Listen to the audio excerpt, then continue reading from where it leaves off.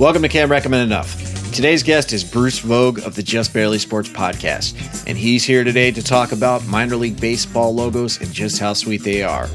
Also, you're going to hear all about the Cowboy Monkey Rodeo, and this is amazing. And we're going to learn all about hitchBOT, the hitchhiking robot that met his untimely demise in Philly. Also, board games. So come on, step up to the plate, and let's swing for the fences. So you're into minor baseball league logos. So I'm really into I'm into all sports logos. Okay. Most specifically, minor league baseball is where all the cool logos live. So it's where I find the logos I like. But why is that? Why is minor league so cool? So here's the deal. If you are a professional baseball team, like an honest-to-goodness Major League Baseball team, you sell tickets by winning games, by having a good team. That is not true in the minor leagues whatsoever. If you're good as a minor league and you have a good player, they're going to get pulled up to a higher level. So you can't sell tickets with your talent. You don't even own your talent. Major League Baseball owns your talent, and they decide where your players are going to go. So if you are the Derby City Mint Juleps and you have Derek Jeter in his prime, they're going to pull him up. So you have to find some other way to make money. So you have to have crazy promotions, or you have to sell the naming rights to your stadium, or you have to have the local zoo that has a partnership with you. And one of the ways they learned, I would say maybe 20 years ago, 15 years ago at this point, was that if you had a hot logo, you could sell so many hats that you didn't have to play baseball. Really? Yes. A bunch of teams figured it out. The one that everybody always documents is the Lake Elsinore Storm. So where are they located out of? Lake Elsinore, Michigan, I want to say. I could be wrong on that because I sort of memorized the team names, but I haven't been to the stadium. So it's I know their logo. Do you know the Chicago Bulls logo? Yeah. Okay, so imagine the bull, but just the eyes of the bull. That's pretty much their logo. So it's supposed to be this this creation of a storm, and it's just a pair of very angry eyes that are on the hat. And it sold something like $2 million worth of hats before they played one game of baseball. Whoa. Yeah, there was just a team recently, the Rocket City Trash Pandas. So they were a team that moved around. They had previously been the Huntsville Stars in that city, maybe 8-10 years ago, and the city lost the team, and then a new group of people bought a team, and they pulled it to Huntsville because they said, we can make money in Huntsville, Alabama. But the Huntsville Stars had burned the community so badly that nobody wanted that name anymore. Mm-hmm. And Huntsville, which you may or may not know, I researched it for one of the episodes of Just Barely Sports I did, but that's where Space Camp is. Okay. So because of that, they were the Stars. Because, hey, you go up to the stars. That's what we do when we blast a rocket up. Right. So they decided they would completely revamp the team. And they did what a lot of kind of current minor league teams do, which is they have a survey. Hey, let's have an online survey and see who votes for it. That's how you get Bodie McBoatface. So they've learned to tell the community, give us what you need, tell us the names you want, and then we'll pare down to the hot 6 and let you vote on them. So they ended up, after all this rigmarole, and I did an episode I have 2 shows for Just Barely Sports. One talks about any kind of sports thing, and one specifically talks about logos. And I did the Rocket City Trash Pandas. And what was so great is, so they got the team together and the team name in 2017. They officially had an unveiling of the logo in 2018. They have not played one game of baseball. They have sold millions of dollars worth of merchandise. That is nuts. I was just thinking while you're talking about it, the Stars, that's a very boring name, but Trash Pandas, I can see how that is a home run all the way. Oh, definitely. Definitely. Kids loved it. And that's the thing. You need to be kid friendly. And what you need to do is so where are you located? I'm actually in Michigan. Okay. So then you would know Lake Elsinore's. I haven't heard of that. I've only been here for, 4 years. We have in West Michigan, we have the Whitecaps. Which is a pretty cool logo. Yep. I have their hat. It's a very angry wave with eyes on it. Yeah, no, I love that hat. That is a super cool hat. Yeah, and here's what I want to ask you about that too, because they have they do different nights where they play as another team name. Yep. So they are I believe the Bunghammers, and then they have a Mexican night where they have another team name. But is that something that a lot of minor league teams do? play as different names for fun? Oh, definitely. So they fall under one of a couple different things. So one you talked about the like the Latin identification logos. Yeah. So that is actually a whole thing called the Copa de la Diversión. Okay. Which is the fun logo. Yeah. It's called the Fun Cup. Essentially, I don't speak Spanish, so I'm not gonna. I guarantee you, Spanish-speaking listeners, I butchered the hell out of that. Just accept it. Yeah, I don't know if it was a Mexican team name either. So, no, but well, yeah. Well, it's what they do. It's called the Copa. It started 2-3 seasons ago, where they said, "Hey, we really want." The main goal was, and especially in minor league, it always works this way. It's how the money works. And they were like, "Oh, there's a whole bunch of Spanish-speaking." Latin identifying people that love baseball but aren't coming to minor league games. How do we get their money? And they were like, oh, I know how we'll do it. Let's try to have a brand identity for the team that is in Spanish, and those are kind of our Spanish nights. Teams used to do like a Cinco de Mayo, and then that has become kind of more and more racist as time has gone on. So they're like, well, what can we do to replace the Cinco de Mayo night and be more kind of welcoming of the actual community? So I want to say it started with like 30 teams that did it, and they all took on different hats and completely different logos, and they play, I think, 4 games under that logo. Okay. This year, I want to say if the 2020 season had gone, which it didn't because of all the different things going on right now, I think 80 teams were going to be a part of it. And some of them are very interesting, and some of them are horrible rebrands of exactly what they normally do. Like the Bulls, the Durham Bulls just played as the Toros one year. And they just changed wow, that's bad. Yeah, and they took like the colors of the Mexican flag, and that was like, oh, look, we did the bull in Mexican flag colors. Aren't you happy? And a lot of teams were like, oh, we're the Chupacabra. We're the Luchadors. We're the, like they really went way over the top with it. Yeah. One I really liked that didn't go super over the top, but I thought was fun was Las Vegas. Vegas plays as the Aces. Okay. And for the longest time, they tried to fight that. They made it like an airplane. And they were like, no, it's not about playing cards, you fools. What are you talking about? Well, finally, they gave up.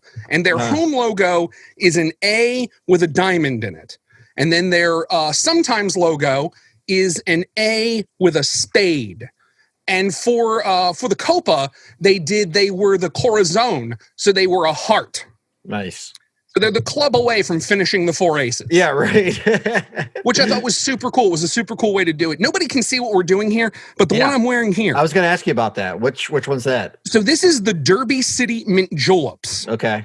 So you got a horseshoe on there? Yep. If you take a look, it is a mint julep cup. It is celebrating the Kentucky Derby. Yeah. The Louisville Bats play in this 2 days a year. All right. So what is the thing I a lot like of teams do? I mean, the color scheme on that thing is awesome. So I can see how that one would sell really well. Well, and that's the key. The key is, can I take you?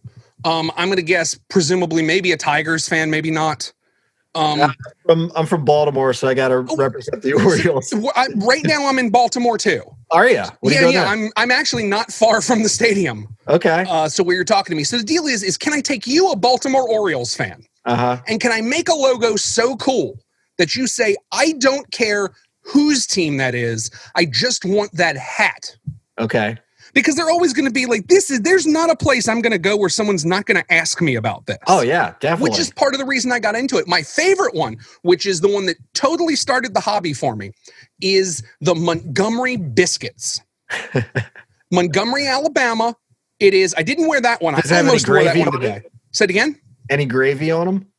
So I think some of the versions, because they do alternate logos just like everybody does, there is a gravy one. There's also one where it has bacon in its mouth. It's a bacon biscuit. The normal one is a butter pat mouth, and it has googly eyes on it. So here's what I want to remind you, fine folks listening.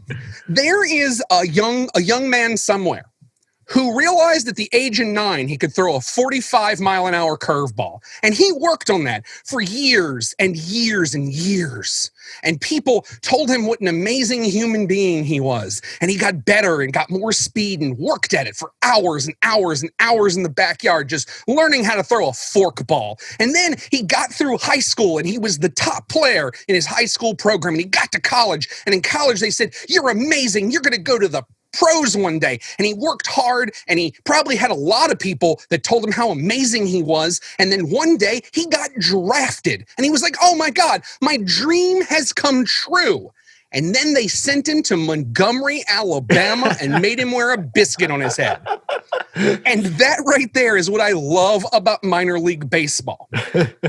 Is it very much remembers it's a game. And a lot of this is because of where the money's coming from. You know, if you're down there, I need to get every family. If I'm in Montgomery, I need every family to say this is a wholesome night for my kids, to make them want to come buy a couple actual literal biscuits they're going to eat, buy a $7 Coke, and leave with some gear. Well, I think it is because I used to live on the east side of Michigan. Okay. So on the east side, you have the Tigers, but you're paying Tigers prices. Now I'm on the west side of the state. We have our minor league team, and the prices are way better. The concessions are cheaper. The gear is cooler.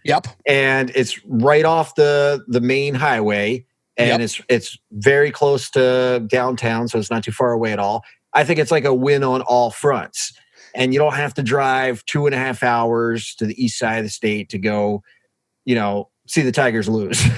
And that's what the minor leagues are always trying to do. That's why you're going to see like a lot of minor league stadiums, a lot of minor league teams manage to cut deals with like microbreweries. So they're making a beer that's only at that stadium, because there's a certain amount of people. I am one of them.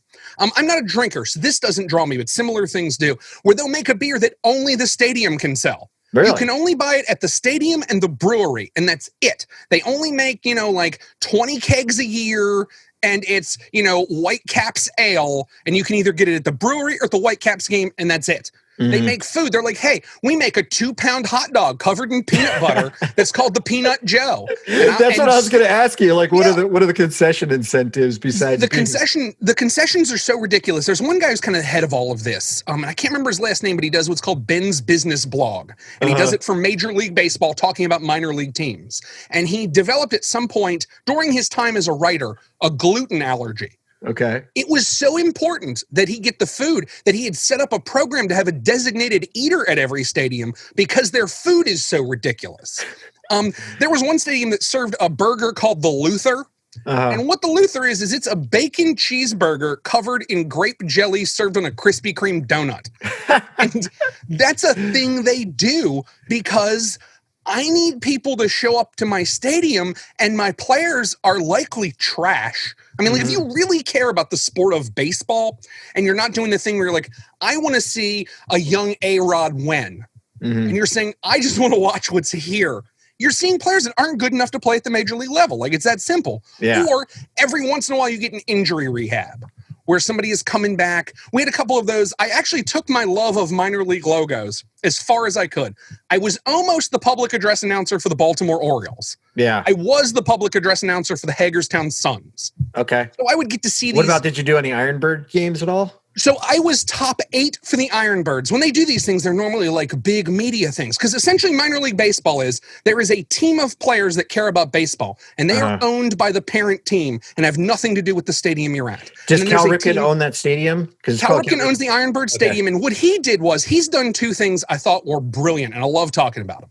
One is he made the stadium look like a mini Camden Yards. Yeah, it's sweet. Yeah, so much so that he actually had a Marriott hotel put next to the stadium that looks like the warehouse. Yeah. So that if you're there, like, it looks like, and there's also, if you go to an Orioles game, there's an Easter egg some people know about and some people don't, which is when things happen in the game, the outfield where the scoreboard is, it says the Sun. And it is for the Baltimore Sun. They have that. But during the game, it will respond to what's happening. So if there's a hit, the H in the blinks. And a lot of people don't pick up on it. It's a cute little thing if you're paying attention. At Ripken, it's the same deal. It says, instead of the Sun, it says Ripken. Well, if there's a strikeout, the K blinks. If there's a run, the R blinks.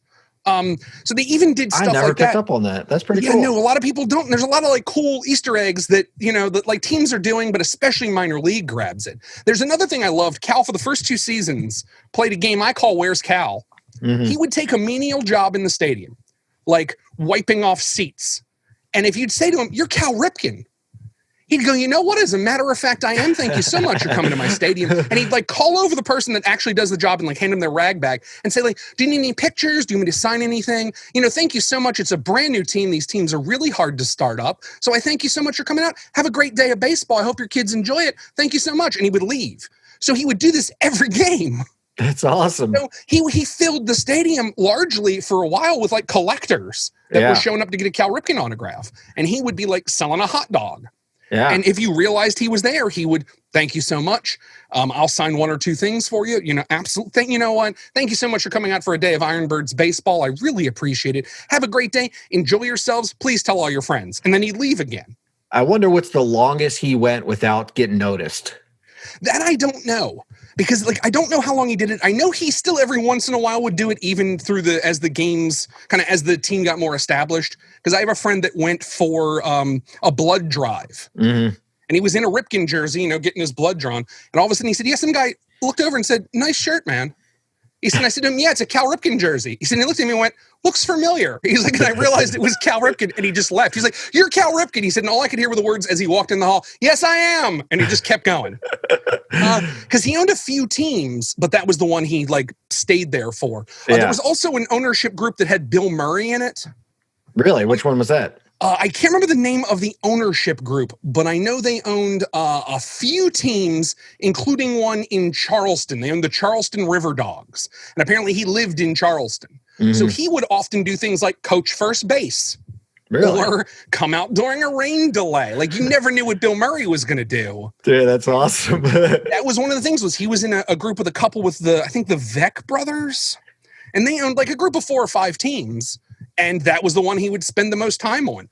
They got the All-Star game. That's another fun thing is that the minor leagues mess with the All-Star games because there's no pomp or circumstance in minor league baseball. It's do whatever you can to get as much money as possible. Yeah. So at one point when Bill Murray hosted it down for the Charleston River Dogs, he had them hit the baseballs off the back of an aircraft carrier into the ocean. And he had pure Bill Murray. Yeah, he had like marine boats ready to catch the balls and paid all the Marines and stuff that were all veterans to like grab the balls. And he had to hit off the back of a boat. The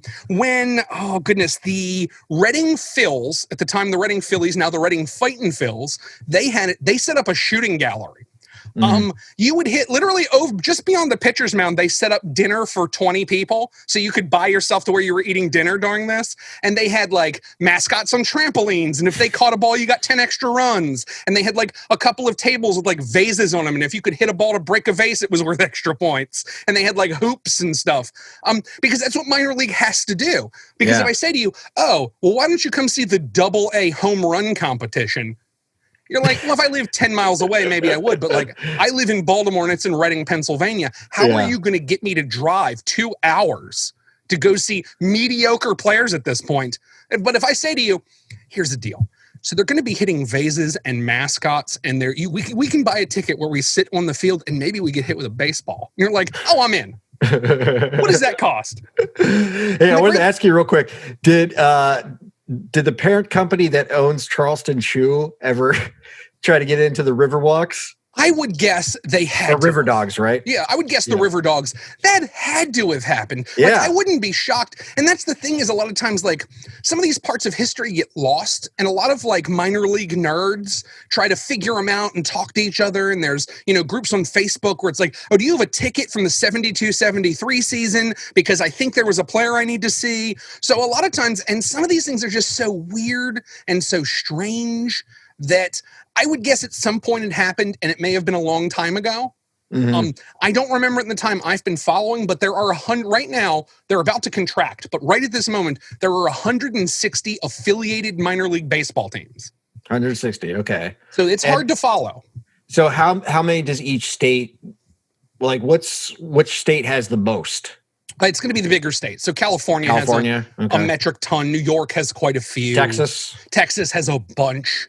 Okay. So it's just going to be by space. You are going to find it a little more kind of democratically put together. Like, so for instance, we're about to go through a thing called minor league contraction, which is a terrible thing, and you should look into it. I'm actually about to cover it on the show. It's a whole bunch of things about baseball is protected from antitrust laws. Mm-hmm. So they're allowed to do whatever they want.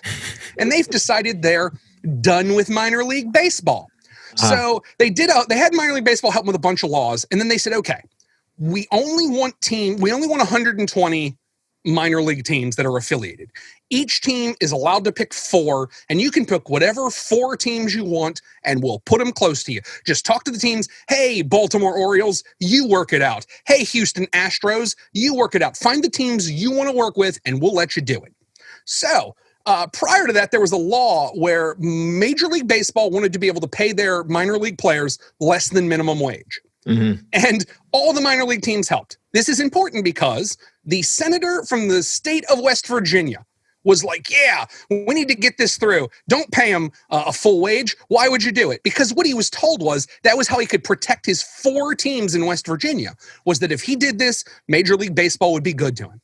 And then it passed. And then this year they said, oh, we're going to contract the teams. We know no matter how we slice the cake, West Virginia loses all 4 teams. They were like, there's no way that we do this, that we cut this thing up, that you will keep one of your teams because their numbers are so bad. Jeez. So they don't have any interesting team names or logos or mascots or anything? So the killer is they do. The West Virginia Black Bears just recently built a brand new stadium. Yeah, so what happens to that? There's a stadium sitting there that's no use that I guess the local college will use. Charleston, West Virginia has the, what are they? They're the West Virginia Power is what they're called. But they have an awesome logo. They used to be the Charleston Charlies 100 million years ago. And their logo was like a happy baseball. And what they used to do was you would open up the newspaper in like the 70s. And if the Charleston Charlie was happily smoking a cigar, they won. If the Charleston Charlie had the cigar pointed down and he was angry, they lost.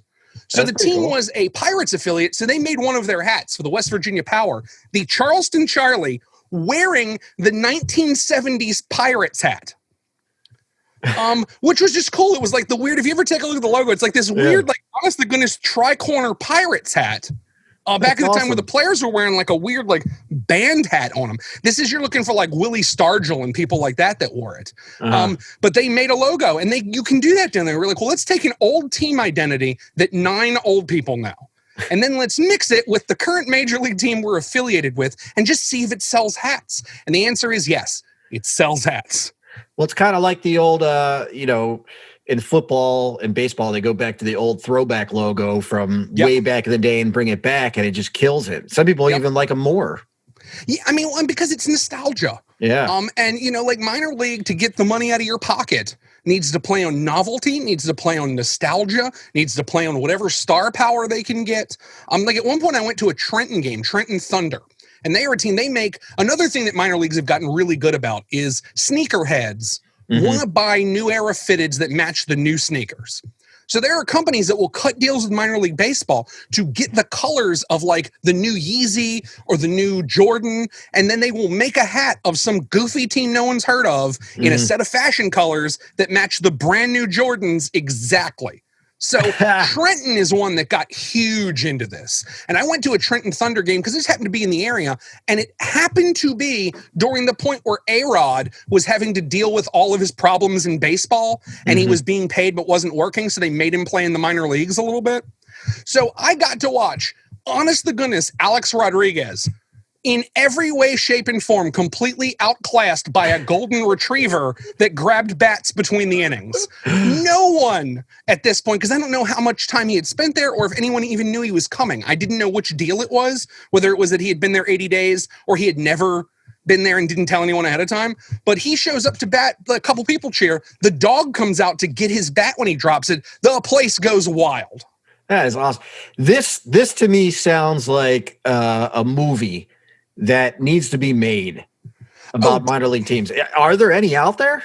There are a couple documentaries that cover it. There are a bunch of books. No documentary, like a major league style movie, but minor leagues. I think it could happen. Some people say that's what Bull Durham is. I haven't watched Bull Durham because it sounds like too much of a love story to me. Nobody, far as I know, has really covered this. The only thing I could say is close and that gave me the feel was the Will Ferrell movie All Pro. I think it was called the one where he's on the Flint team. Tropics.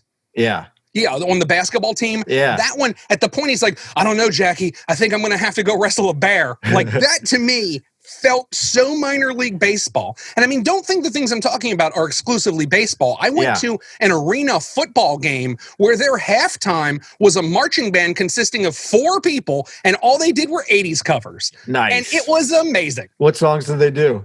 I know they did Rock Me Like a Hurricane, and then I remember the final one was the Final Countdown as they led into the next half of play.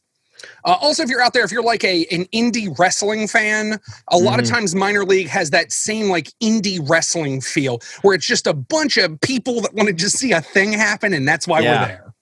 Well, okay, that leads me to 2 things, and I was going to ask you about this earlier. So the first one was, is it minor league baseball a little bit like wrestling where you get built up? Like, those cats that are like, Vince McMahon brought them up, he gave them a name, and then he just kicks them down to the minor leagues. So that's they're all jazzed about, I did this, I got a name, I got this whole backstory, and then they're throwing in the lesser leagues and getting destroyed.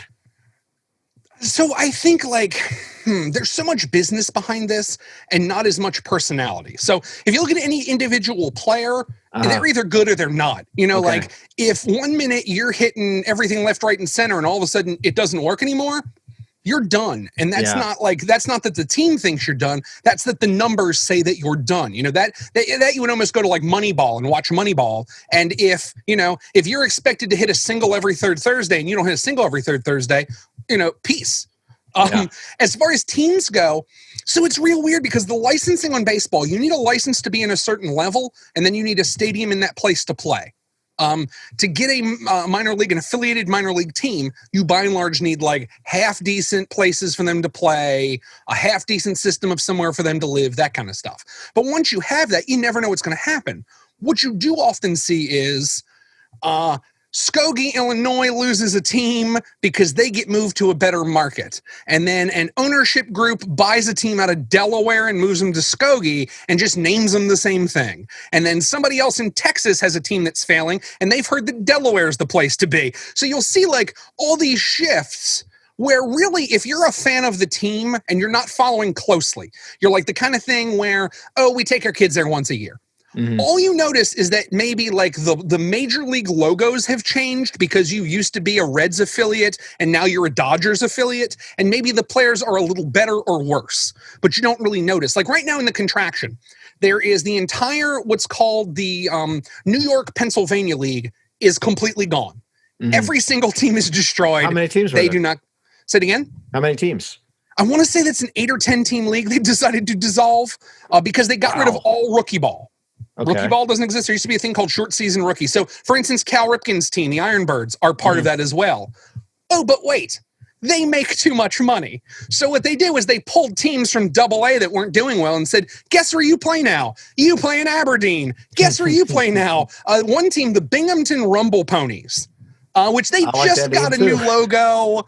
Their logo is all about how they're apparently the world's capital of carousels. So their logo is like a real, like buff, like jacked up horse who is holding the pole that would be a part of his carousel thing as like it's supposed to be a bat, but it looks more like it's just a blackjack. He's right. And then he's got something, huh? Yeah, he's got 2 boxing gloves on and is wearing a giant belt that just has a B on it for Binghamton. They had just built that up, but they're the second worst selling team in the league as far as tickets go. So they are getting bumped to Brooklyn, where the Brooklyn Cyclones have lost their team. But guess what? They sell a lot of tickets. So essentially what's happened in Brooklyn is you lost your rookie league half-season team. You're now a Mets affiliate, and you play the whole year. And if you're just the kind of person that like goes down to get a hot dog, all you noticed is, because it's still the same stadium, it's still the same everything. Like the guy the really entertaining guy that sells hot dogs didn't get fired because he doesn't care who's playing there. Doesn't matter to him. If you're really following, you're like, oh no, a team's been lost and their players have been moved. But if not, you're just like, oh, do I still get a season ticket? Okay, cool. Yeah, right. Do they play in any crazy uniforms at all? Oh, so with silly stuff like these logos, they're going to play in unis that match. You also get like these crazy nights where it's like, it's Ghostbusters night. And if it's Ghostbusters night, let me guarantee you, every single player has a proton pack that is that's what I'm talking about. on the back of the jersey. Nice. A lot of times you saw it with breast cancer. So for breast cancer awareness, you'll see like in the NFL, everybody will wear pink shoes. Mm-hmm. Oh, your whole garb is pink if you're doing that. And then afterwards, you're selling every jersey, every hat, the pink baseball, like everything you can sell to raise money for charity. So you're going to see probably once a week a different weird uniform. And that is something like people like myself just wait for. We're like, oh my goodness, what are they doing? They're like, oh, it's going to be Double Dare night. And you're like, what does that even mean? And then you're like, oh, well, everybody's wearing either, is wearing the red outfits from the old Double Dare show from the 80s. Say it again? Do they get slimed too? If that's happening between innings, I guarantee you someone's getting slimed. Yes. Like there's some fan that agreed to get slimed for like a bucket of wings. Because the mid-inning stuff is great too, because it's all like fruit races and, find the mascot where he's hiding and, it's all that kind of stuff. So like one of the big things as a wrestling nerd, and it sounds like you know at least a little more about wrestling than your average bear, is I know a little bit. I would actually like to see... I'd actually prefer to go to like some kind of underground wrestling or like minor league wrestling. I don't think there's that many in Michigan, and I'd really like to see something because I think those are more exciting than the real thing. It's very like one of my favorite things I ever did was there was a wrestling night at a stadium where they had an actual wrestling like an independent wrestling organization that wrestled before the game started. And that's what they would do is they would just show up. They called it Wrestle Brawl. And they did like five sports brawl appearances where they were like, oh, we're at the Michigan Whitecaps. And then the next game, well, we're at the Philadelphia this. And then the next game, they're like, oh, we're at the Aberdeen Ironbirds. And they did like a small tour from, I think, the East Coast into the center of the country a little bit, where they did a bunch of appearances. And that was their whole thing, was that in the parking lot, they would wrestle before the show started or before the baseball started. And they were pretty awesome. We need more of those cross-sport promotions going. Oh, definitely. And that's one of those things, like, if you're a fan of, like, old wrestlers, like, if you really like the $1 Million Man, I guarantee you he's ready to sign a baseball somewhere next season. Yeah. Also, one thing to look out for, like, my favorite promotion that tours, because there are people that make whole careers off of just touring minor league baseball stadiums, is the Cowboy Monkey Rodeo. All right. So talk about that. It is... And let me, so first of all, there's a guy who runs it who's just Southern as a chicken coop. And he rolls up with like 2 pickup trucks just covered in Bible verses in the American flag. And if he gets the chance to talk, he'll grab a microphone and go, ladies and gentlemen, thank you so much for coming out tonight. I am the absolute American dream, and I'll tell you why. And like you start to like hear the Star Spangled Banner play softly as he goes into this. If they don't actually do it, you hear it in your head. Uh-huh. I always wanted to own myself a monkey. And you're like, that took a turn. I always wanted to own myself a monkey. And I said to myself, self, how are you going to own a monkey? It seems ridiculous. And I would say it is, but in this fine country, ladies and gentlemen, the U.S. of A, it is a thing you can do. I got myself a monkey and I said, I want to spend my life with this monkey, so I'm going to train this monkey. You're like, oh, shoot. What is he about to do? So I trained these monkeys to herd like cowboys do because I love cowboys. You're like, what is going to... And then on the Jumbotron, you start to see this small monkey dressed as a cowboy. And you're like, is that even real? Am I having a fever dream? Is that a monkey in a cowboy hat and spurs? The answer is yes. It's a monkey in a cowboy hat and spurs. So then they shoot out like... animals you would herd, so like sheep, and they run sheep out onto the field. And what kind of monkey is it, though? Say it again. What kind of monkey is it, though? Do you know like a little like the capuchin monkey. Okay. Like the little ones, they're about this. Like I realize those of you that hear this can't see it, but they're like a foot and a half big. For instance, I paid $50 for a T-shirt that said I was there, and it let me take a selfie with the monkey. Because that's what you can get for $50 at a baseball game. You get the ticket, a drink, and a selfie with a monkey, as well as a T-shirt. So they send these sheep out, and then they send out like sheepdog, like big herding dogs, in saddles, with monkeys in the saddles, running with the dogs, herding the sheep into the back of a truck. And it's amazing. Well, this guy tells you, well, now I've managed to take 4 monkeys. I own 4 monkeys. And these amazingly trained monkeys can get all of these sheep into the back of my truck. God bless America. And it is a thing. Essentially what it looks like is that the dog knows how to herd the sheep, and the monkey is trapped there for the ride because the monkey's just bucking around and trying to hold on, and the dogs are making sharp turns to make sure they get the sheep back in the pen. It is a thing to see. Now, I will say this. If you are out there and you care a lot about how animals are taken care of, I could understand that this would be offensive. Here's the whole time you're watching it, because I will say, fair folks out there, I lean significantly more liberal than conservative. While I'm out there, you think 2 things. One, PETA, how did PETA not stop this thing? How are they not protesting? And then 2, this is awesome. Yeah, you're conflicted. Both of them you think at the same time. Because you're both of all the things that I've heard PETA do, they probably should have gotten this shut down. This seems like a place where they effectively could have and should have. I think if somebody from PETA showed up, say you went with your friend who works for PETA or there's an activist from them, and you're like, hey, shouldn't you be stopping them? No. Let's see how this plays out. It's almost done. let me just see what this. Let me take some video to send back to the main office, because it's very weird. But you very much have. It's the same way I personally feel, and you may not out there. And if so, then we just disagree. It's the same way I feel about the Braves chop. Okay, I think it is highly insensitive to Native Americans, and that it should stop. However, I've been to Turner Field and I've seen it. And seeing 10,000 people do the chop at the same time, you understand why people there want to keep it. Because it's a spectacle and it's terrifying to see all of these people at the same time chanting and doing the chop. I get why that's hard to drop. At the same time, I'm this needs to stop.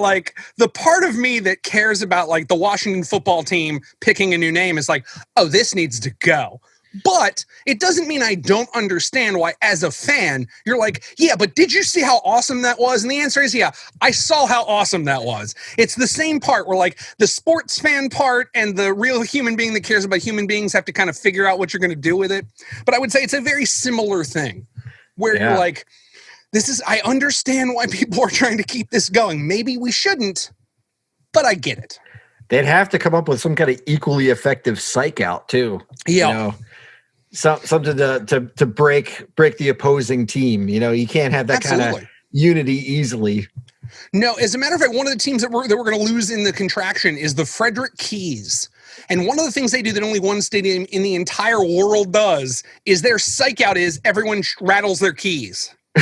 That is great. Yeah, it's awesome. It's named after Francis Scott Key. That's what the team's named after. And as a matter of fact, one of their logos has the bombs bursting in air. Okay. But that's not how they've interpreted it. So they will, anytime there's a big moment up on the screen, it'll say, shake your keys. And everyone they should be like a Baltimore team.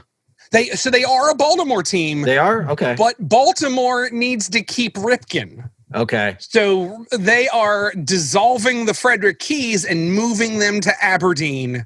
Okay. Because I think they only get 3 or 4. I would say it just wouldn't make sense anywhere else because you got the Constellation there. Yep. At the harbor. Yep. And that's where, isn't that where Francis Scott Key Fort McHenry is where technically is where he saw yeah. And that's the other thing about these minor league teams is because they have to appeal to the area, they are in most cases highly specific on what their logos and identities are in the best way. You can, when you hear their logos, you're what does that even mean? And then someone can tell you the long explanation of why a team, like the Frederick Keys. You're oh, well, the Frederick Keys are called that because Francis Scott Key wrote the Star Spangled Banner. Frederick, Maryland? Say it again. Yep, Frederick, Maryland. Okay. Yep. Now it makes sense all the way. And that's why they're there, because at Fort McHenry, he wrote the Star Spangled Banner. And then the explosions are on the hat because in the song, bombs bursting in air. Like a lot of teams are that way, where you think the name is stupid until somebody that knows what it is tells you about it. And that's why I do a whole show about minor league baseball logos, because a lot of them have really cool explanations. Like, I mean, even this weird boy here that you can see and nobody else can see, the Derby City Mint Juleps, they're like, oh, well, the mint julep is the drink of the Kentucky Derby, 1/3 of the Triple Crown. If you take a look at his nose, it's a horseshoe pointed upwards because the horseshoe is lucky, but only when pointed up. Since it's a horse, like and all of that goes into these logos now. I see their mascot as being like a Colonel Sanders type guy. You're going to mint julep or something. You would think like this is what you're looking at. And folks, if you're out there, look up the Derby City Mint Juleps wherever you're listening to this. When you get a chance, pull over the car and then look. Don't do it while driving. And you'll see. I want to say because they only play 2 games, they never made a full mascot. Normally, they are the Louisville Bats, named after the Louisville Slugger factory. But they can't acknowledge that either because they don't own the rights to Louisville Slugger. So it's an actual vampire bat that walks around with like a bat over his shoulder. That is their logo. That's awesome. But that's the kind of stuff, like when you really start getting into them, and that's what attracted me. Was they're weird, they're fun, they're creative. And then when you really start getting into it, you're like, oh, I'm learning about weird parts of the country that I never would have learned about, because the Iron Pig, like I'll give you one more. The Iron Pigs, they are the Lehigh Valley Iron Pigs. Their logo is like a pig face made to look like a knight's mask. Mm-hmm. But they're called the Iron Pigs because they were iron workers there. And an iron pig is a part of the iron making process. It's actually like an ingot that you use in the iron making process. So they're called the Iron Pigs because they do work there in iron. They also have one of their logos is one of their funky, like Sunday only logos is a pork chop that looks like the Liberty Bell. And the crack in the Liberty Bell is like the bone in a pork chop. So here's this one, folks. Not only did they keep, because they're the Iron Pigs, they kept the pork chop. They kept the Liberty Bell because they are a Phillies affiliate. Additionally, when the Liberty Bell was cracked, it was taken to Allentown and repaired in Allentown for a year, where they hid the Liberty Bell. So the Lehigh Valley cares deeply about the Liberty Bell. So the reason this logo exists is because the actual Liberty Bell was repaired and hidden there, and it's a pork chop because their team's called Pigs. How great is that? That is awesome. Okay, answer me this. Speaking of the Liberty Bell. Okay. So, being a Maryland guy, I've been to Philly a bunch of times. Yep. I remember going there younger, and the Liberty Bell was not encased. Am I wrong? Now it's in a building. Yeah, but it wasn't before, right? So I don't know, because the first time I saw the Liberty Bell was when I was like 20. Because I had just never taken the trip. And finally, as a person in college bored, I was like, hey, let's grab a couple girls and go and try some cheesesteaks and see Liberty Bell. Wait, where'd you go? Where'd you go for a cheesesteak in Philly? Okay, so the first cheesesteak I went to, you have to, because here's the deal. If we're talking about food. So what, you're talking about Pat's and Geno's, because so here's the thing. I worked for a board game company doing social media and like outreach stuff. So they sent me a lot of places. Okay. And I was at one point on a train in maybe Dusseldorf, just trying to get myself to a game convention that was somewhere else. And someone on the train was like, oh, you sound like you're American. I said, yeah, I certainly am. And they went, you know anything about food there? And I was like, uh-oh, what's up? And he was like, Pat's or Geno's. This was a question in a German accent from a German guy on a train in Dusseldorf. That's why you go there. The food is trash. Both Pat's and Geno's are maybe two of the worst cheesesteaks in the city you get outside of a gas station. What's the one on the on South Street? Is that Jerry's? That is Jim's. Jim's, yeah. Jim's makes a half decent cheesesteak. Tony Luke's is not bad. I'm a D'Alessandro's guy myself. Okay. But like all of them are better than Pat's and Geno's. But yeah, Geno's, I don't think they cut their steak up, and I was really disappointed about that. So, what's going on here? Yeah, and like I'm not a real big, like you got to put real cheese on it for me. I know if you're out there, you're like, no, it's whiz. That's what you're supposed to do. Nah. You know what's funny about that? So I was listening to, I don't know what I was listening to, but they did a taste test, right? Yep. Between American versus whiz, and a guy who was like said straight up, I'm going to be American all the way. There's no way the Wiz is going to beat it. Actually, he enjoyed the Wiz more because the Wiz got in the cracks and everything, and it was really in there. I can see that. Yeah. So every time I've gone there, I've always got either American or American Provo combo, you know? Yeah, I'm all Provo dude myself. All the way? Yeah, I'm an all the way for that. And then here's what I'm about to do. I'm going to turn it all the way back around. Yeah. Lehigh Valley Iron Pigs played a game as the Philadelphia Cheesesteaks. They made 2 hats for the game, Whiz-Wit out. What? The players could choose whether they wanted onions on the hat or no onions on the hat. That's awesome. And that is key logo to know when you go into any cheesesteaks shop is with definitely. or without. Yeah. Oh no, if you don't, like, that's one of the things you gotta, because they're real jerks about that. Yeah. If you don't have that answer quickly, they do not care where you're from. Yep. They do not accept it. There are a couple of they try to, if you're going to like gyms and you're on South Street and it's where all the tourists go, they try to deal with it, but you can just see the burning anger in their eyes because you're the 200th tourist today that didn't even look up cheesesteaks when you got there. Yeah. And you don't call it steak and cheese either. No. They get real mad. They get real mad about that. Yeah. Like Philadelphia is an angry town, and you can see it through their sports. Like they have a jail in their football stadium. They threw batteries at Santa Claus. That they reminded Brett Favre his dad just died. Yet they call it the city of brotherly love. Oh, definitely. I want to say, didn't they also pelt Shawn Michaels with batteries? I think at one point before a WrestleMania because he had something they hated. That sounds right to me. But hey, they all came together for Rocky. Too true. Too true. A great thing to see. And a fun city. Like, I know I'm knocking it. Fun city. Super fun. But, like, there's a reason that the hitchhiking robot that made it through the entire world got dismantled in Philadelphia. What happened there? I didn't even hear about There was a robot. There was a whole, like, artist collective that decided they would make, like, a digital robot and try to take it all across the world. How's it digital? Like it was like kind of a robot. It was like a robot trash can guy that had, like, a screen that kind of, I think it was... So I hope I don't get this wrong, and I'm sure somebody listening knows exactly what I'm talking about. So if I get some details wrong, you're just going to have to accept my apologies. But I think he had like a TV face that kind of blinked and smiled. And so he's like Rocky's robot or Paulie's robot in the Rocky movies. Pretty much was almost that robot. And it had made it and it kept just saying like, please just take me somewhere else. And they had a tracker in the robot. And the robot would send out like a signal once a day of where it was, of like a picture it would snap. It had made it through China and Japan and Europe, and people were putting it on boats and planes because it said, like, just take me somewhere. So people were picking this robot up and hitchhiking it, and it got to Philadelphia, and they lost track of it for a day or two. Did they throw it in the river, too? It was dismantled on the road. Somebody, like, got a hold of this love robot and just ripped it apart. You can check the details on what he actually looked like. I do know the ripped apart in Philadelphia part is 100% correct. And what's it called again? Say it again? What's it called again? I'm trying to remember what it was called, but just look up hitchhiking robot. All right. And you're going to find it. But yeah, no, it made it all across everywhere. Like, I mean, it was put on boats and people paid for plane tickets for it. Like, it made it through 4 continents or something. Wow. And it got to Philadelphia, and that was the end of the show for it. I thought that would happen like in Baltimore or something. No, I think we got it through fine. It got through Baltimore okay. It went up 95. It got to Philadelphia, and it was done for. Surprisingly enough. I got to look at it. I got to see this thing, and I got to get the full story of everywhere it went before it met its demise in Philly.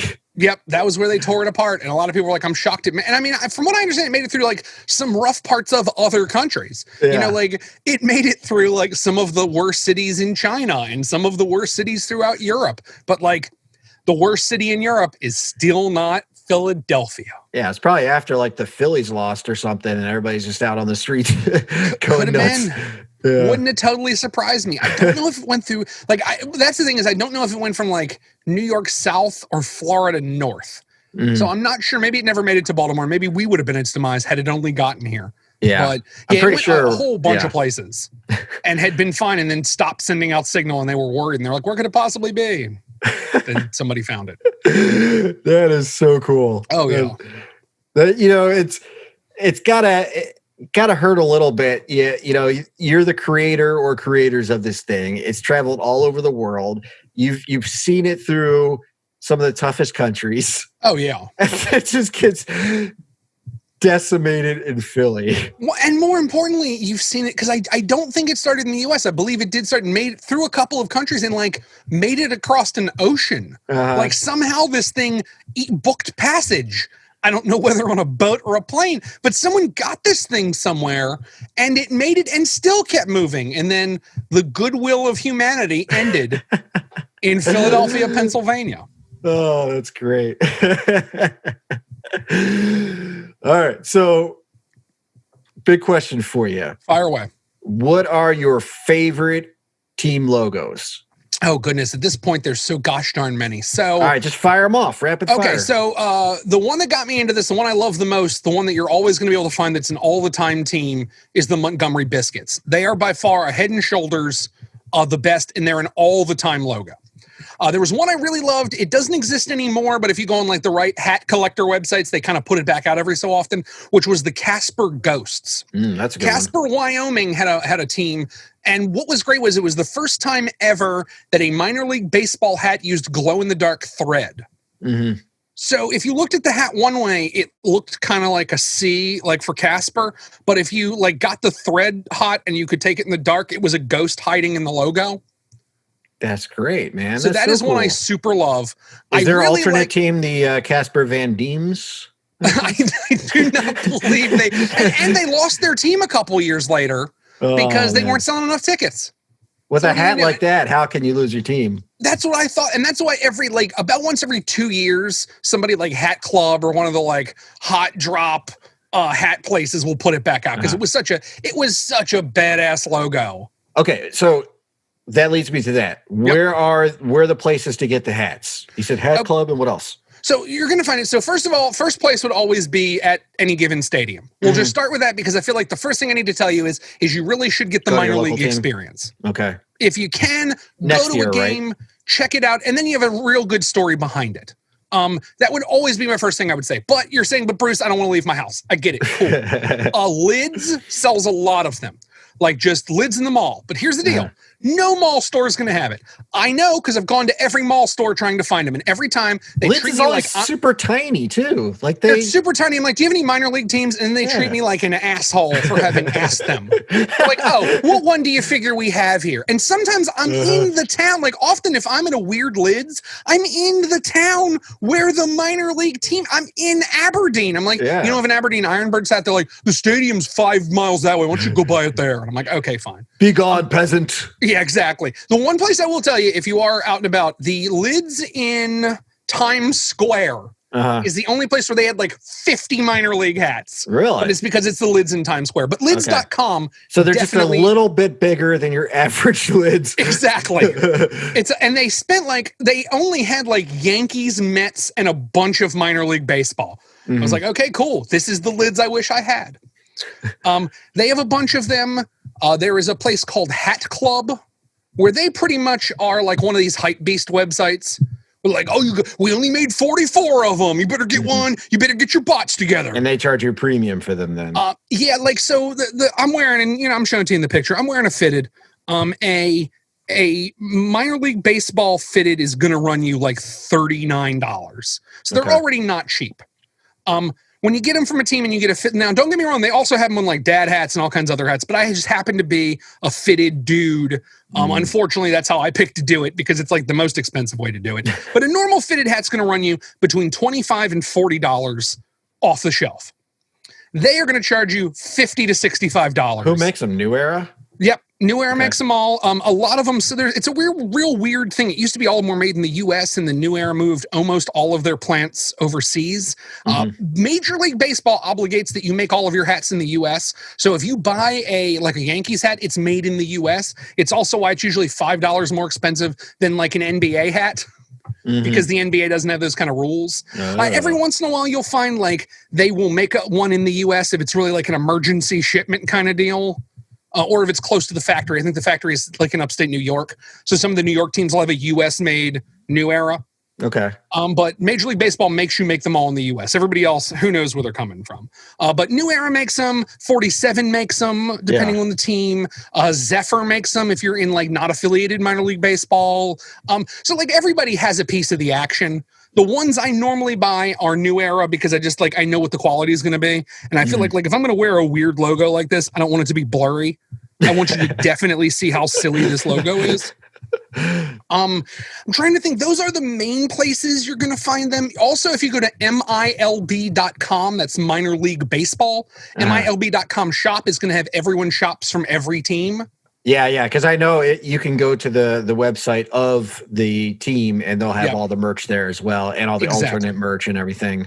And what's fun is because minor league baseball makes so many hats so fast for so many things, you might be able to get a really cool hat for like $9 that was $45 last month because they don't play a game as the Isotopes anymore. So they need to get all that merch out. Or, like they stopped playing games as the Thunder Chickens. So they got to get all the Thunder Chickens merch out. So sometimes if you want to do it on the down low on the cheap, you can. You just you're not going to get this hat cheap because it's so ridiculous.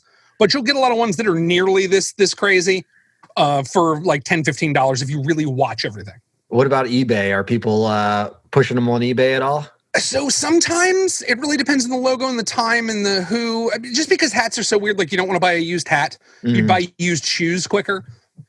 Yeah. But sometimes if I really want like a Japanese baseball hat, I'll go to eBay to see if I can find them. Okay. And you'll sometimes find people. Oh man, that's a whole other animal right there. Japanese teams. So here's the deal. Okay, so with the Japanese teams, fun baseball. Stuff like fans and stuff are a lot of fun to buy from them, but their logos look like Major League Baseball logos. The only time I was able to get one was I have a Yomiuri Giants from Nippon Baseball because they let American Needle, who American Needle is known for doing throwback stuff. So they'll do like throwback Negro League jerseys, or they'll do like the Baltimore Orioles from the 1952 season, that kind of stuff. They got the ability to make in the U.S. some Japanese teams, and they were like, oh, the logos are boring. Like the Yomiuri Giants, no joke, looks like the San Francisco Giants logo, but it's a Y. And that's it. I can't remember who the Carp is, but the Carp literally is the same logo as the Cincinnati Reds. It's just that C. I think it has like a little flourish on the end, but it's exactly the same. However, they wear shoulder patches, and the shoulder patch for the Yomiuri Giants is a happy lucky cricket. And they were able to make that hat. So I have a Yomiuri Giants with like the lucky cricket on it. That's cool. But there's that. There's also, so like when you start really getting into how all this stuff happens, the U.S., so in the Olympics, if you host the Olympics, one of the things you're allowed to do is you can put in what's called regional games. So, hey, Australia, you're hosting the Olympics. Give us 4 games you want us to put in, and we can't veto them. They are Olympic games this year. So, for instance, whenever it comes to the U.S., we put in baseball and softball because we're the U.S. If you're in Japan, they may put in sumo because that's their game. If you go to England, they put in rugby.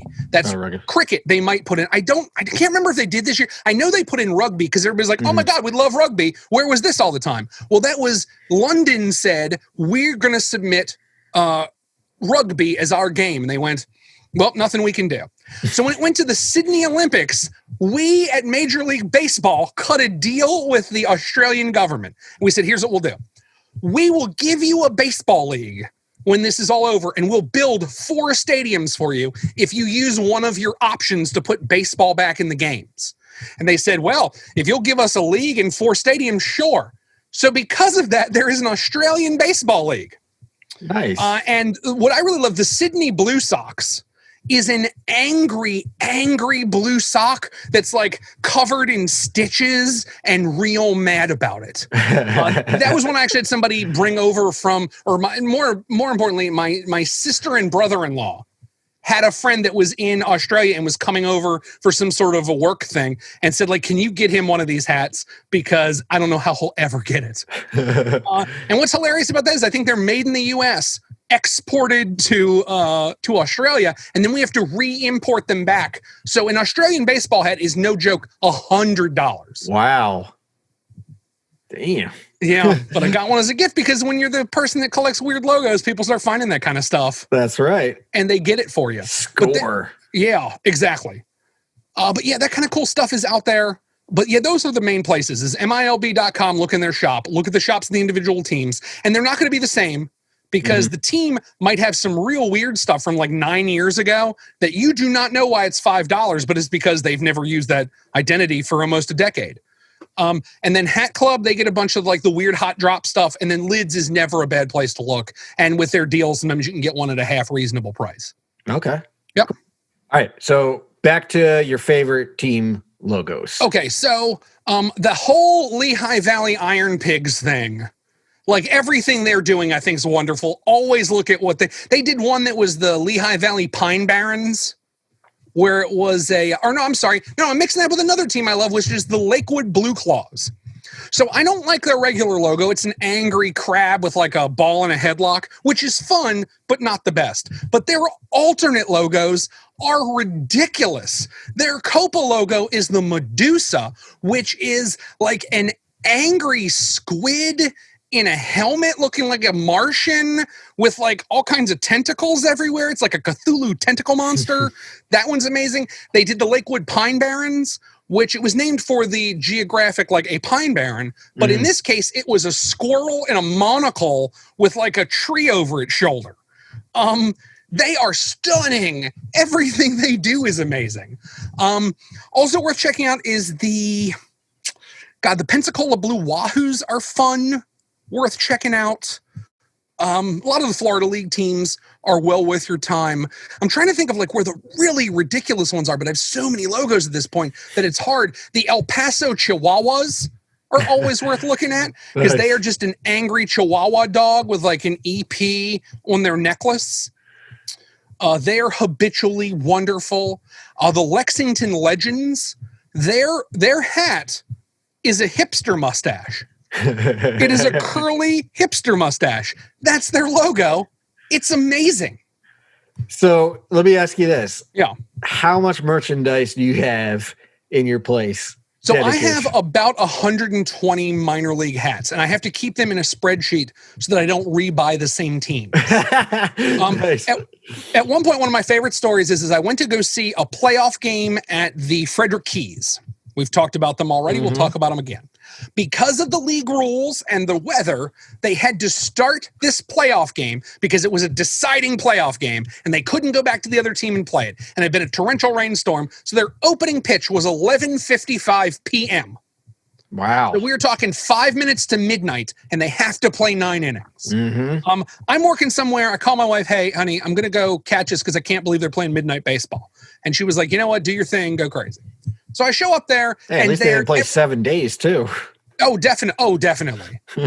So they're at the end of this run. It's a 11:55 opening pitch. The ground's kind of wet. Terrible baseball. Don't care. 9 people in the stadium. I got a foul ball because wherever it landed, nobody that was young enough to run for it was there. So I could just kind of fat guy waddle my way over and pick one up off the ground. So I got one of those. No food's left. They've shut all their food, all their drink down. They kept their merch booth open because it's also their offices. So I go there and they've knocked their hats down to like $10. And I'm like, oh, I'm at a midnight baseball game. I have to get this. So I give them $10 to get the hat. My wife calls, hey, did you make it to the game safe? Is it raining there? What's happening? And I go, no, everything's here. And I bought a hat. She said, from the Frederick Keys? I went, oh, it's a midnight baseball game. So here's the problem. The Frederick Keys logo is maybe the worst logo in all of minor league baseball. It is a Times New Roman F, just like you type on your computer with 3 flat lines behind it to kind of look like a star. That was the logo at the time. And my wife says, you really bought that? I went, yeah, it was $10. She says, well, congratulations. And I said, why do you say that? She said, because if you bought that ugly ass hat, you must have every hat in minor league baseball. She was like, there's no way that things have gotten to where you felt like you needed to buy a Times New Roman F with 3 lines behind it, and you must have every food-based logo they've made. She was like, I'm sitting here looking at your hats. This is amazing. You did it, honey. This has got to be like a serious accomplishment for you. And I'm like, well, honey, you know I don't have them all. She was like, if you bought the Frederick Keys, you're never going to wear that hat again. What earth do you wear that hat when you own any other hat that you own? And I was like, you wore it just to show her, right? One time. And she's right. It's ugly as sin. I shouldn't have worn it that one time. It's a real terrible hat. It's the worst hat in minor league baseball. She's right. Even getting to tell that story, I'd rather wear this hat and work the conversation to that story than wear that hat because it's so bad. Oh, I love it. That's so good. Let me ask you this. So you have your podcast. Yep. And I know you talk about not just your favorite minor league logos and all that kind of stuff, but you talk about crazy other sports as well. Yep. So the podcast is called Just Barely Sports with the Minor League Geek. I'm the Minor League Geek. Hey, I'm Bruce. And what it covers is anything that's not really like a sport as we think about it. So I've learned as I've gotten older. When I was a kid, I was like, yeah, of course I like sports. Because, you go through that like thing. You're a guy in the US. If you don't like sports, you pretend to like sports, especially in the 80s and 90s. You were like, of course I do. Sports ball, it's wonderful. Once I've gotten older, I realized I really don't care that much. Like, I really don't care how the Ravens are doing. I really don't care how the Orioles are doing. But at the same time, I love their place in pop culture. Like I love the logos. I love the uniforms. So you're not a stats guy. I'm not a stats guy. And it's too much, man. It's too much. Too much. I can't do it. But like, if you're a stats guy, I think that's awesome. Yeah. I just can't keep it in my head. I got too much. Yeah. And like, so I worked for a minor league baseball team, and I still remember they were all in a fantasy league together. And I was like, no, thank you. And they're like, what do you mean, no, thank you? How do you end up working for a minor league baseball team and you don't want to play fantasy baseball? And I was like, interesting thing, kids. I don't really like baseball. I think it's okay. I could sit here and they're like, then why are you the PA announcer? I'm like, well, because I hope that I'm the voice that welcomes people to the stadium. I hope kids are out there, and this is the first time they've ever done something like this, and I'm welcoming to them. I hope that stats nerds that don't know what happened, I'm explaining it to them and helping them out. But do I really care? Unless it's like a no-hitter or it's like a position player pitches, because that always looks weird because it looks like someone's throwing like their grandmother. Like, if that happens, it's cool. But outside of that real weird stuff where you see somebody hit a cycle or, like really weird stuff, of course, just because I do understand how the game works. Like, I get it. It's just I don't really care. Yeah. But I do love this stuff that like is celebrating weird stuff around it. So for instance, I love the design of baseball cards.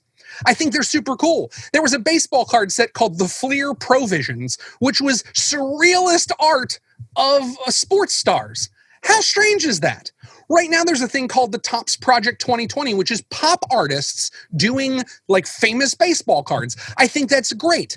There's a game called Speed Mitten, which is badminton, but you play in a square and someone else a distance away plays in another square. There is no net. How big is the square? They look huge. I haven't covered it yet, but I saw the video game in the Switch store, and I was like, is this a real sport? And I looked it up, and it's a real sport. So I'm like, well, I want to learn about that. There is a video game, right? Well, it's kind of a video game. It's a website called blaseball.com, BLASEBAL, Blaseball. Essentially, the website, it lets you gamble fake money on fake baseball games. When you look at the baseball games, they're simply like a box score. There's no graphics, there's no anything. It just says like, first pitch, ball, second pitch, strike. But if you start to notice, the teams have real weird names. Like, one team is just called the Amazing Tacos. Sounds like a minor league team. Yeah, it sounds like a minor league team. And it's like the Baltimore Crabs and I forget because they're the team I like the most, but the Jazz Hands. Mm-hmm. So what happened was this thing got created, and then the community got a hold of it and turned it into this like Cthulhu-esque backstory where the Jazz Hands play in a place called the Pocket where it snows all the time and never stops. Once you leave the Pocket, it's sunny, but inside it always snows. They have and this whole elaborate community because it's a bunch of art nerds that are like, baseball, I guess, really isn't that bad if you just turn it into something we like. So they've written this elaborate fiction, which I think is amazing. That is. Has anybody ever done basketball though? Like in real life? I'm going to guess somebody has to have, but I don't know if for very long. Like, I know there was that trampoline basketball league, which I haven't covered yet. Yeah. There was that. There is American Gladiators. At some point, I'm going to cover American Gladiators. At some point, I'm going to cover roller games. Just came back not too long ago, right? Like last year, maybe? I want to say a year or two ago, kind of off the wings of, it was in the 80s and 90s, and then I think it came back with like American Ninja Warrior. American Ninja Warrior. Look at that. That was like a weird Japanese game show that we've turned into a sport. How awesome is that? Like, that's the stuff that we cover. Oh yeah. You know what I really love is in America it was what is it? MXC You're trying or Takashi's Castle. Takashi's Castle. Yeah. Takashi's Castle is amazing. I mean, it was most extreme elimination challenge in the US. It was completely dubbed over. Yes. Yeah. So it's awesome as it is, but then when they dub it, it just takes it to the next level. It's so subbed or dubbed. That is a show. Yes. Well worth your time. Yes. But that's the kind of stuff I cover. Like, and it's stuff where if you're out there and you think to yourself, I hate sports, I really don't like them, I don't get it, I don't know what people care about, that's who this show is for. If you love sports, I think you'll just learn about things you don't know anything about. But like, I'm a board game nerd. I've worked in the board game industry. When I started this show, a lot of people I talked to were like, why would you even do this? And then I've gotten letters from board game nerds who were picked on in high school and said they'd never involve themselves in sports and listened to the show and went to a minor league baseball game with their kid and thanked me because they were like, you're right. If I look at this and I look at it through a different lens and I look for fun, there's fun there if I don't get lost in like the tribalism of I hate you because you're a Yankees fan. And I get more into the, but when I'm at a Camden Yards game, actual Boog Powell was serving barbecue. Like an actual former championship winning Oriole is like making pit beef sandwiches. How awesome is that? Like, and if you just get out of the, I have to hate you because you like a team, or I have to pay attention to the field, and you just like take in the carnival that is pro sport, there's something for a lot of people there and they just don't realize it yet. Yeah, I think so. Definitely. I mean, you could go to a game and not even make it in the game because you're having too much fun at the pregame in the parking lot. And that's always like, I much more care about in minor league baseball. I care far more about the in-between innings games where like people are in sumo suits than I do the actual game. Once again, and what's beautiful about it is in that scenario. So if you're a stats nerd and you care about what's happening on the field and I only care about the sushi race, we don't hurt each other's enjoyment. That's right. You know, like you can be a stat nerd in the corner paying attention to every ball and strike, and that's fine. That's awesome. That's beautiful. You do that.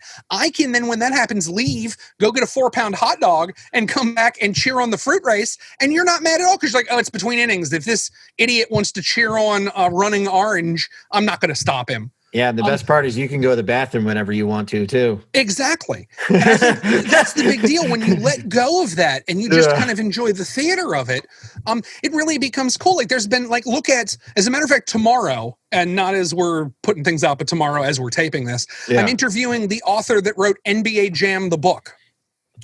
NBA Jam, the book. Yes. He wrote an entire book, I just got finished reading it, about the video game NBA Jam. So NBA Jam is the video game where if you didn't like sports, you still liked NBA Jam. Yeah.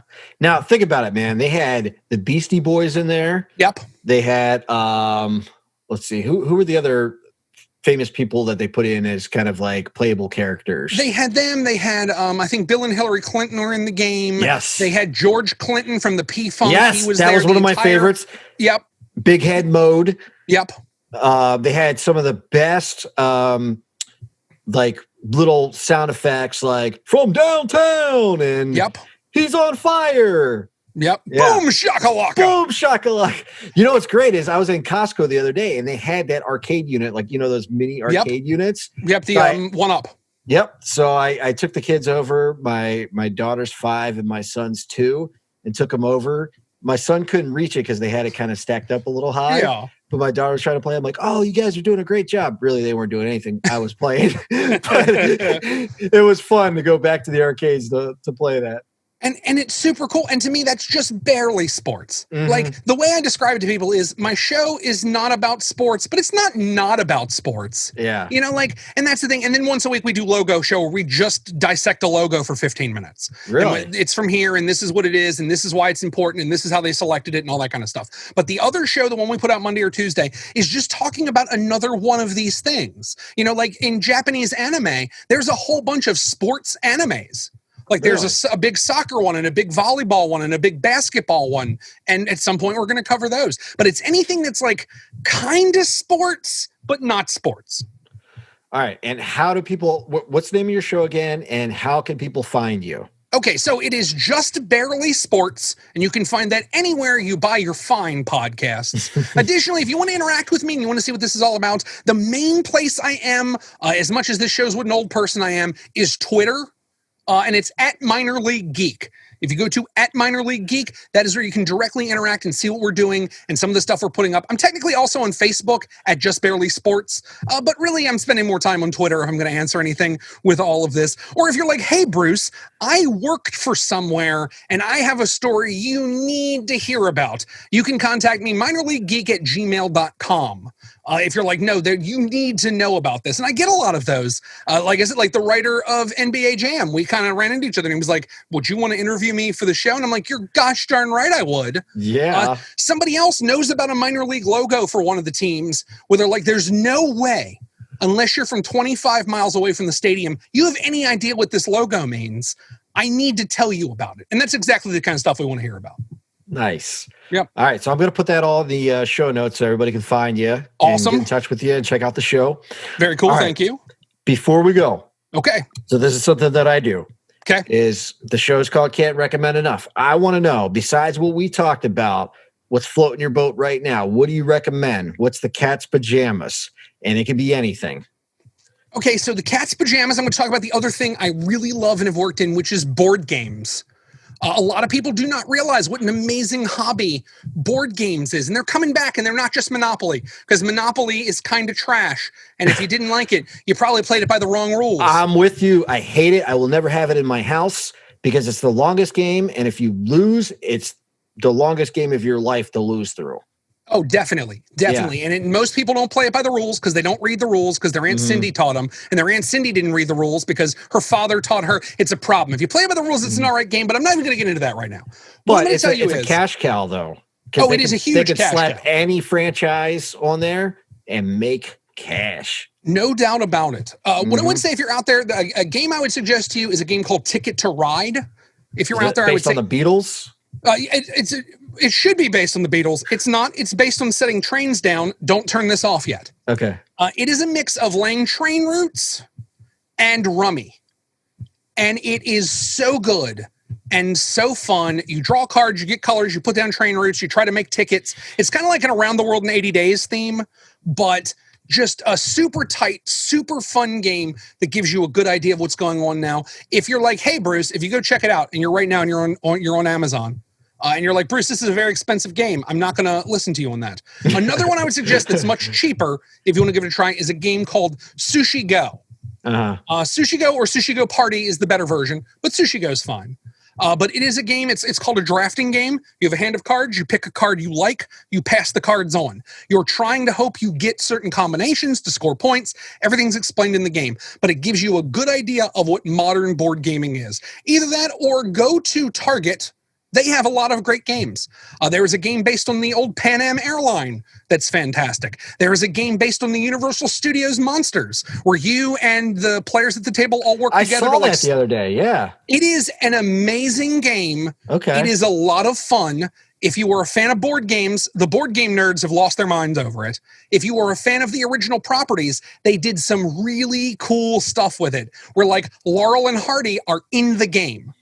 So if that's all you know about Universal Studios is at one point Laurel and Hardy met the Wolfman, they're in the game. Nice. But you are like, you've got the Invisible Man and Dracula and the creature from the Black Lagoon, and you have to work as a team to fight them, and they all die a different way. So like the creature from the Black Lagoon, you have to do certain things to convince him to go back to where he came from, and he leaves. If you're trying to attack Dracula, you have to find his 5 coffins and destroy them. If it's so it's super cool. It's so immersive. It's a lot of fun.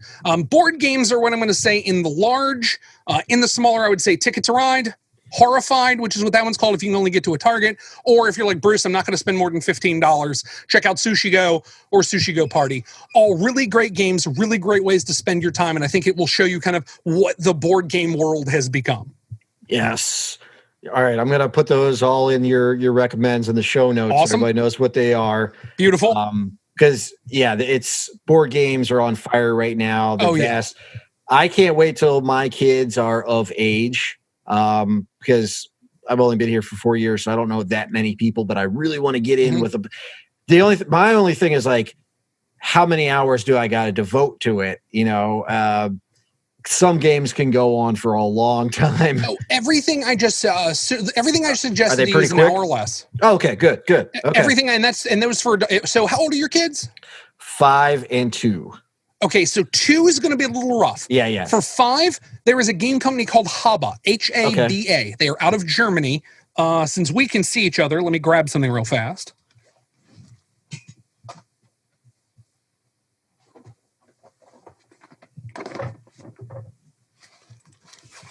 Since I'm down here in my basement, they make games that are in boxes like this. Oh, okay. Okay. So in the game I'm showing you, and I don't know if we're still on air, so people can hear this, it's a bright yellow box called Pirate's Blast. Okay. What this game is essentially, when your kids were babies and you had those things to like get the snot out of their nose, those little bubble spray things. Yeah.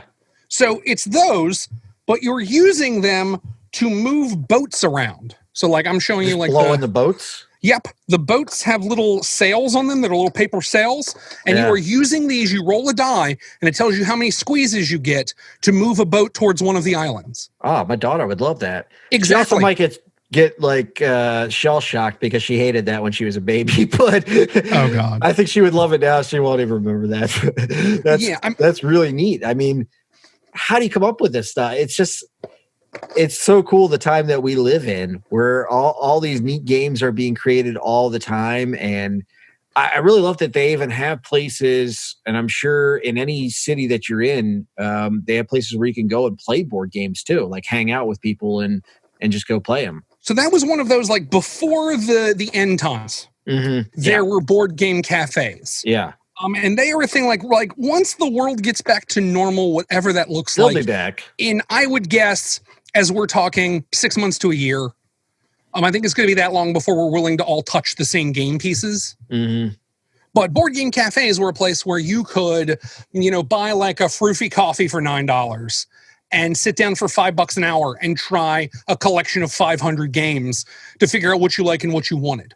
Yeah. There's also all kinds of local game stores. I will tell you this, if you're out there and you look up local game store, if you go there and you talk to the employees and you say, I like stuff like this, they will help you find games. Oh, yeah. And, you can say to them, I have a 2-year-old and a 5-year-old, and I guarantee you they're going to point you to stuff exactly like this game I just showed you. And they're going to have a whole section that says HABA, and they're going to go look in there and see what looks good and see what your kids look like they're going to like. If you say, hey, I really loved the Marvel movies, they're going to go, oh, well, how much time do you have? If you have an hour to learn how to play and an hour to play, let me show you this amazing game where you're one of the Avengers and you're fighting against Thanos. And, all of that's out there. And we're in a time now where licenses are on stuff. So we have, I'm literally looking at a stack of games. Ghostbusters, where you are, in this one, you were the female Ghostbusters, because that's the last movie that came out, fighting ghosts in a building. Pan Am, based on the old airline. Bob Ross, The Art of Chill, where you are the painter Bob Ross. You're actually trying to paint against him. He's painting and you're just trying to keep up at home. Jaws, where you literally either are the shark or you're fighting the shark. And then Horrified, where you are trying to fight the Universal Studios monsters. And then under that, a hard-to-find game, it's called Book It. You are a professional indie booker for professional wrestling. So your job is to make the matches in professional wrestling, and you draft cards to get wrestlers, and you try to find the cities to book them in. This is where we are, where whatever niche thing you like. That's rad. I love it. Yeah, there is a board game for it. I mean, you can't see it because you at home can't see, but I have my gold curtain up because I also host game shows from down here. But there are 500 board games around me. And they are from the ridiculous to the sublime. Everything from, I have one called Rampage, where you drop foam stones on buildings to destroy them, like your Godzilla, to games about the German Parliament. Is that based on the actual game Rampage? So it was originally based on the game Rampage, and the company sued the company that made it, so they had to change it to Terror in Meeple City. That was Midway, right? Yep. It was in fact Midway. All right. But so I mean, NBA Jam Midway as well. Nope, same company, NBA Jam. At some point, someone made. I'd never bought it because it was really expensive, but someone made a Tecmo Bowl board game. Yeah, and Bo Jackson cheated, and everything that you know about that they put in that game. There's a Godzilla game you can get at Target right now called Godzilla Tokyo Clash. Which, wait a minute. I have it close. Ah, cool. Yeah, like there it is. They made it to look like you found it in the 80s in Japan. Awesome. But it's a super cool game where you're Godzilla or Mothra and you're going around town throwing buildings at each other. And that's in Target. This is where we've gotten. This game is in every Target in the country right now.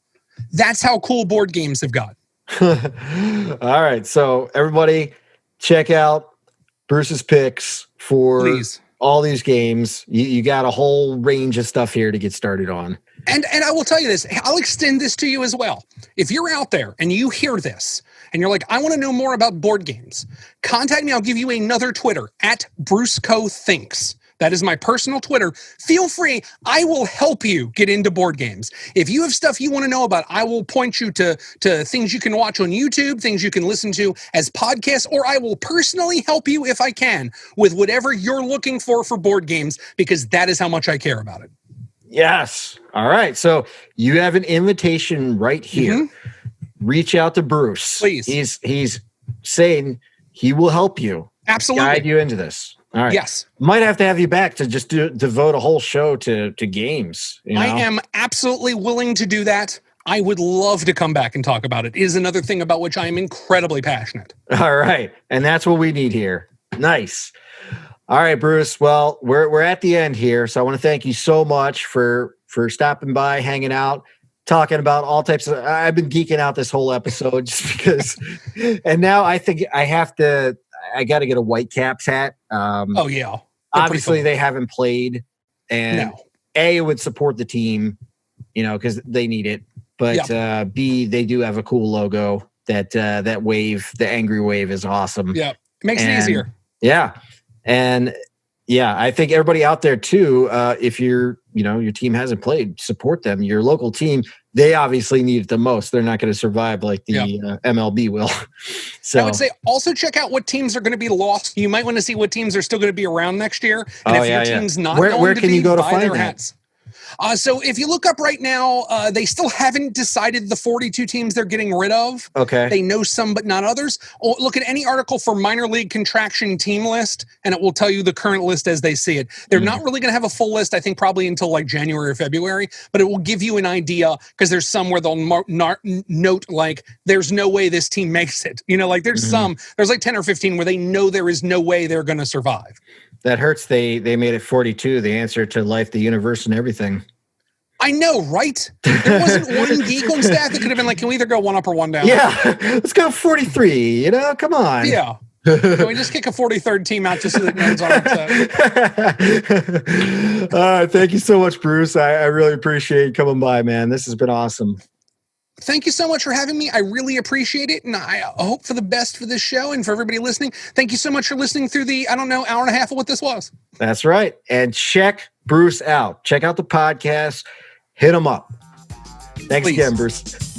Thank you. Thanks for listening today. If you want more Can't Recommend Enough, you can check us out at Twitter at Always Recommend or on Instagram or Facebook at Can't Recommend Enough. Please feel free, follow us there, like stuff, go there for more recommendations, more cool stuff. Always be posting stuff and recommending all types of things. So check it out, follow. And if you're watching this on YouTube, be sure to subscribe and like the videos if you're listening to it on there. Also, subscribe to the podcast on the player that you're listening to, and that way you can get updated whenever a new show comes out. But you also, in the social media, get updates when new episodes drop as well. So check it out. Thank you so much. Truly appreciate it. Have a great day.